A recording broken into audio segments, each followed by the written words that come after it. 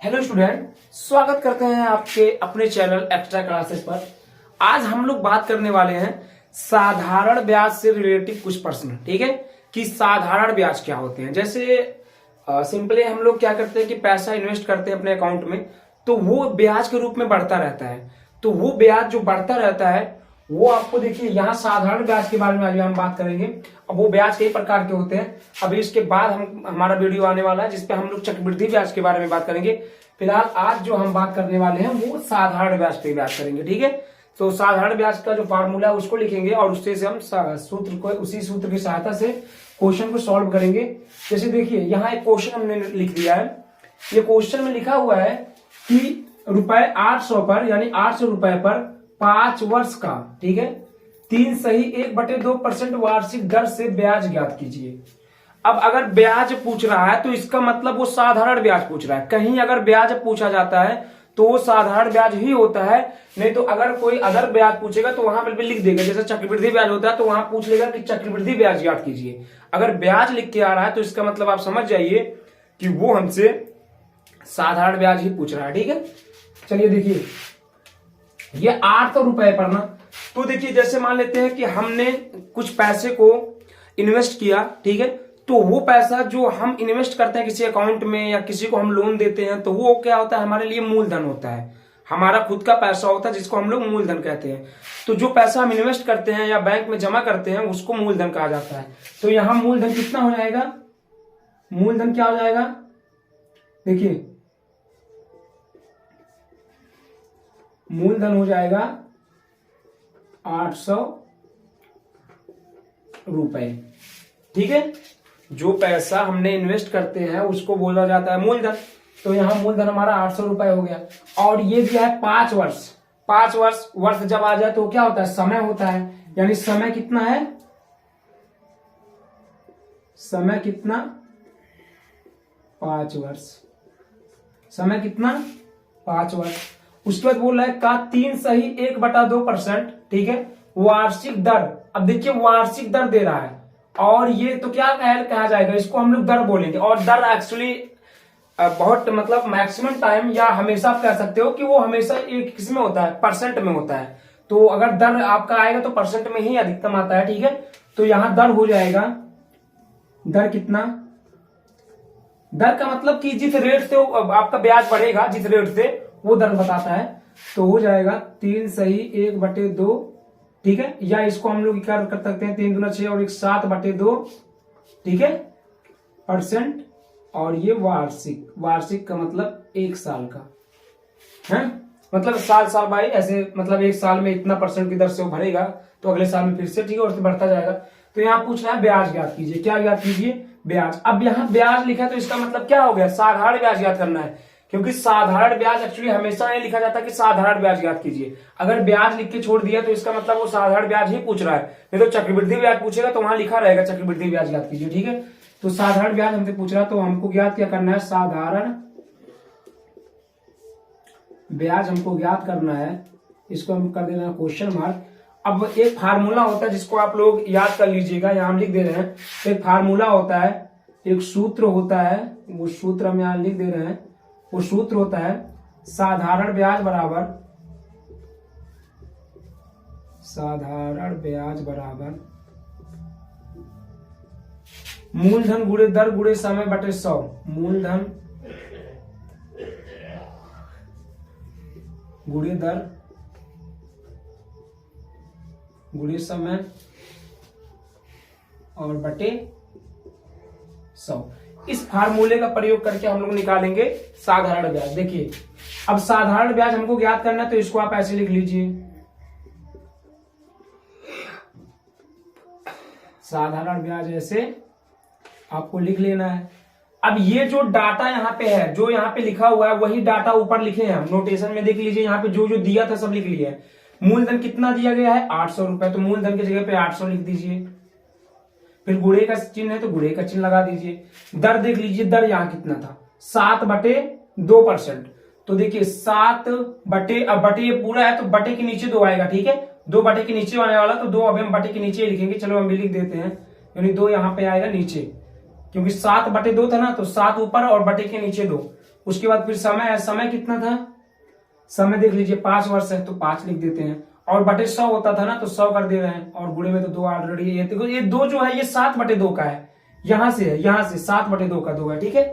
अब यहां से काट लीजिए, देखिए यहां से 00 से 00 कट जाएगा, 2 से ये कट जाएगा 4 बार में, ठीक है। तो आपका साधारण ब्याज क्या आ जाएगा, गुणा कर लीजिए, साधारण ब्याज बराबर आपका कितना आ जाएगा, गुणा कर लीजिए, देखिए ये हो जाएगा 7×5 = 35, ठीक है। और फिर 35 × 4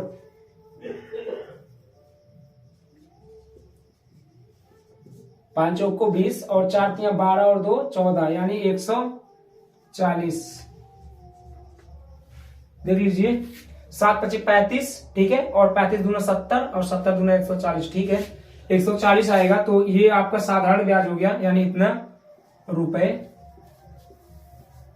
यही आपका आंसर हो जाएगा। ब्याज पूछा है तो हम साधारण ब्याज ही निकालेंगे। अच्छा, आप साधारण नहीं लिखते हैं तब भी आपका सही माना जाता है, क्योंकि साधारण लिखना बहुत बड़ी जरूरी नहीं है। अगर ब्याज लिखा तो इसका मतलब ही होता है कि साधारण ब्याज वो पूछ रहा है, नहीं तो अगर कोई दूसरा ब्याज पूछेगा तो वो लिख के भेजेगा कि हाँ चक्रवृद्धि ब्याज ज्ञात कीजिए, जो भी है तो वो लिख के भेजेगा, ठीक है। तो ये आपका आंसर हो जाएगा। चलिए अब दूसरे क्वेश्चन को सॉल्व करते हैं, यहाँ पे हम लिख देते हैं, उसके बाद आपको बताते हैं। चलिए तो बात करते हैं अपने दूसरे क्वेश्चन के बारे में। इस क्वेश्चन में आपको ब्याज और मिश्र धन दोनों पूछा है, ठीक है। देखिए प्रश्न ये कह रहा है कि आरएस यानी रुपए 1600 पर, अब 1600 क्या हो जाएगा, मूलधन हो जाएगा, ठीक है। 3 सही 1/2 वर्ष, ठीक है, का 5 सही 1/2% वार्षिक ब्याज की दर से ब्याज तथा मिश्रधन ज्ञात कीजिए, ब्याज तथा मिश्रधन ज्ञात कीजिए। अब देख लीजिए, जो पैसा हम इन्वेस्ट करते हैं या जो पैसा हम किसी से उधार लेते हैं वो सब होते हैं मूलधन। तो यहां हो गया मूलधन कितना, 1600, आप लिखते रहिए, मतलब जो चीज यहां दिया उसको लिख लीजिए। तो मूलधन कितना है, 1600 रुपए। अब देखिए पर 3 सही 1/2 वर्ष आ गया, यानी समय कितना दिया है, समय 3 सही 1/2, 3 सही 1/2, इसका मतलब हो गया 3 दूना 6, 7/2 वर्ष, 7/2 वर्ष, ठीक है।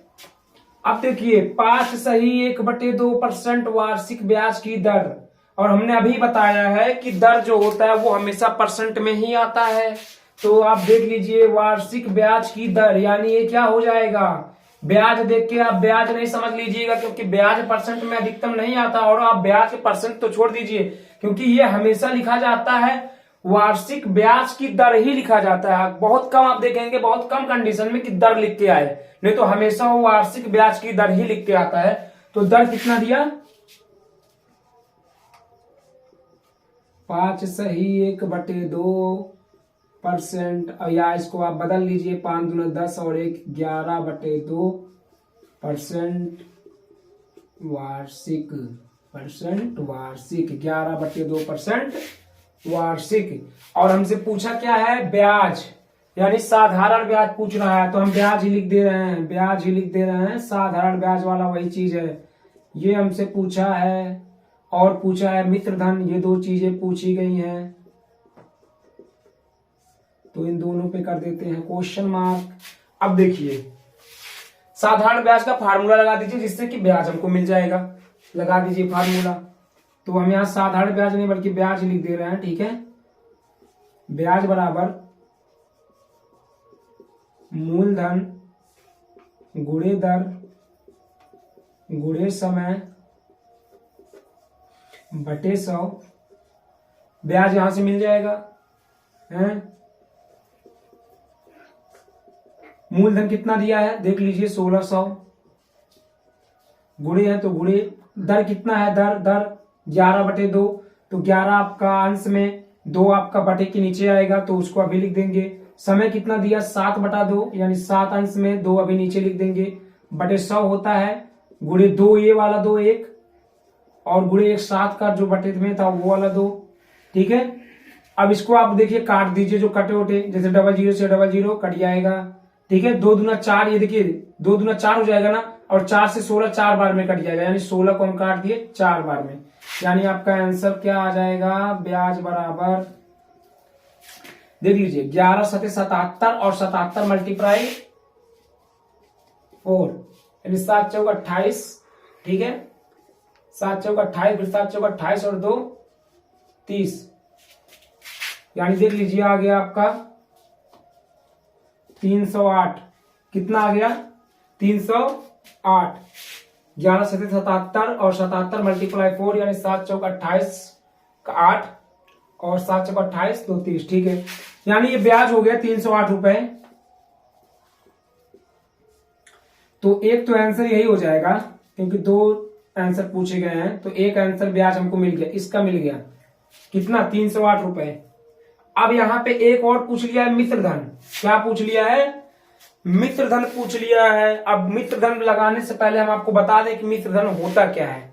जैसे मान लीजिए कि हम अकाउंट में 1000 रुपए जमा करा रहे हैं, अपने बचत खाता में, अपने खाता में 1000 रुपए जमा करा रहे हैं, तो वो क्या हो जाएगा, मूलधन हो जाएगा, ठीक है।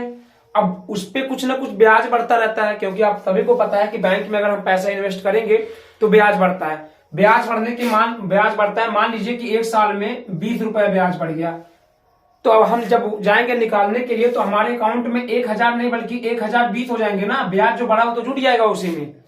तो जो ब्याज के साथ हमारा मूलधन जुट जाता है वही होता है मित्रधन। यानी कि मित्रधन का जो फार्मूला होता है, मित्रधन बराबर होता है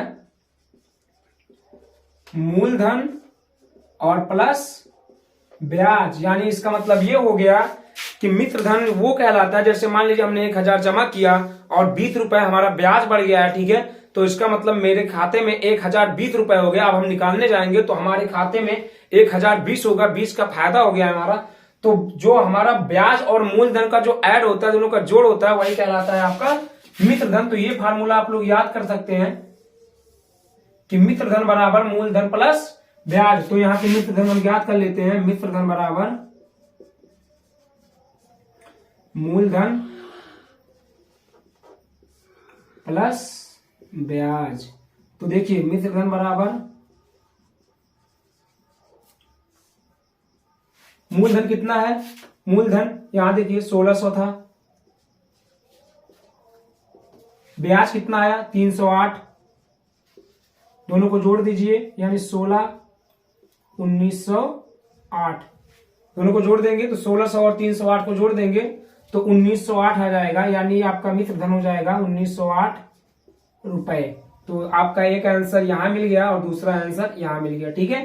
तो ये हो गए आपके दोनों के दोनों आंसर। चलिए बात करते हैं अपने तीसरे क्वेश्चन के बारे में, ठीक है, तब तक इसको करते हैं हम क्लियर। तो चलिए बात करते हैं इस क्वेश्चन के बारे में। और ये क्वेश्चन लगाने के बाद आपको जो साधारण ब्याज से रिलेटेड प्रश्न था वो क्लियर हो जाएगा।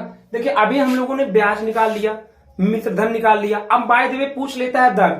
तो दर कैसे निकालेंगे, इसी प्रकार हम समय को भी निकालेंगे। तो यहाँ दर का क्वेश्चन हमने ले लिया है, समय का क्वेश्चन आप लोग स्वयं करेंगे, फिर समय जब पूछेगा तो उसको कैसे निकालेंगे अभी हम बता देंगे थोड़ा सा। बाकी अगर आपके मतलब क्वेश्चन बुक में, आपके बुक में समय वाला जो प्रश्न होगा उसको आप लोग स्वयं करिएगा, तो थोड़ा सा आपके अंदर भी कॉन्फिडेंस आ जाएगा कि प्रश्न को सॉल्व कैसे करते हैं। तो देखिए यहां लिखा है कि आरएस 7200 पर यानी 7200 का, ठीक है, 3 वर्ष का ब्याज, 3 वर्ष का ब्याज आरएस 1080 रुपए है। तो ब्याज की दर ज्ञात कीजिए। यानी यहाँ क्या पूछ रहा है, दर पूछ रहा है। अभी तक हम लोगों ने ब्याज ज्ञात किया, साधारण ब्याज। अब हम लोग क्या ज्ञात करेंगे, दर ज्ञात करेंगे। देखिए यहाँ पे 7200 क्या हो जाएगा, मूलधन हो जाएगा। क्या हो जाएगा, मूलधन। 7200 रुपए हमारा हो गया मूलधन। और यहां पे समय कितना दिया है, 3 वर्ष। कितना दिया है, 3 वर्ष।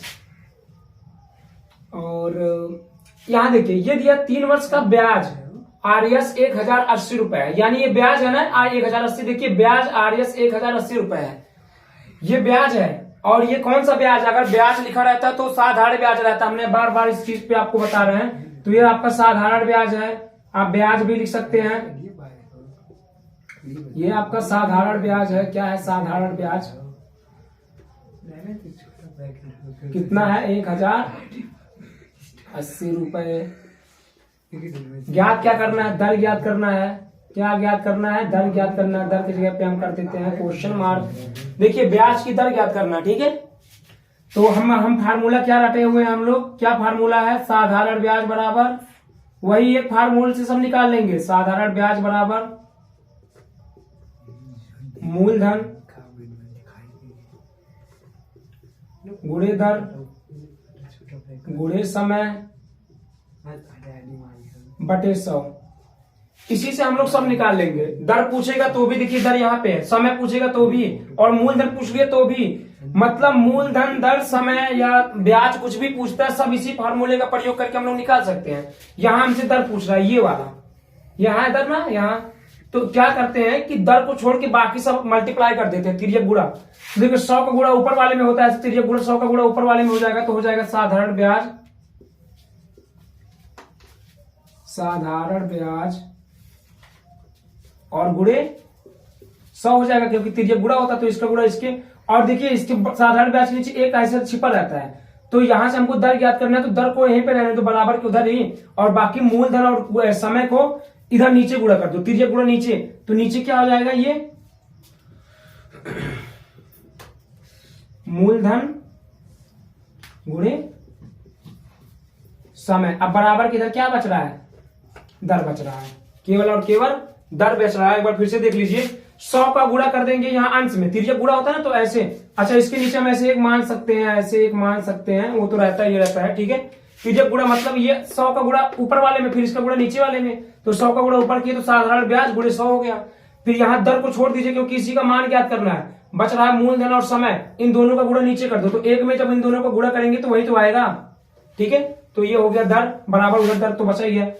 तो अब दर को हम पहले लिख लेते हैं, क्योंकि बराबर के इधर उधर में जो रहता है, तो हम किसी को पहले किसी को बाद में लिख सकते हैं। तो हो जाएगा साधारण ब्याज गुणे 100 और बटे मूलधन गुणे समय। अब जो जो चीज यहां पे हम लिखे वही वही यहां पे जो जो दिया है उसी की जगह पे लिख दीजिए। तो दर बराबर, देखिए साधारण ब्याज कितना दिया है? 1080 गुणे 100 बटे मूलधन कितना दिया है? 7200, और समय कितना दिया है? 3 वर्ष। कुछ नहीं, बस देखिए यह 00 से 00 कट गया, ठीक है। अब क्या करते हैं कि इसको काट के छोटा करते हैं, तो देख लीजिए ये हो जाएगा दर बराबर 1080 बटे, ये हो जाएगा 3 दूना 6 और 7 त्रिक 21, 216। यानी अब हम 1080 में 216 से भाग दे देंगे, तो यहां हम भाग दे रहे हैं 1080 में कितने से? 216 से, तो हो जाएगा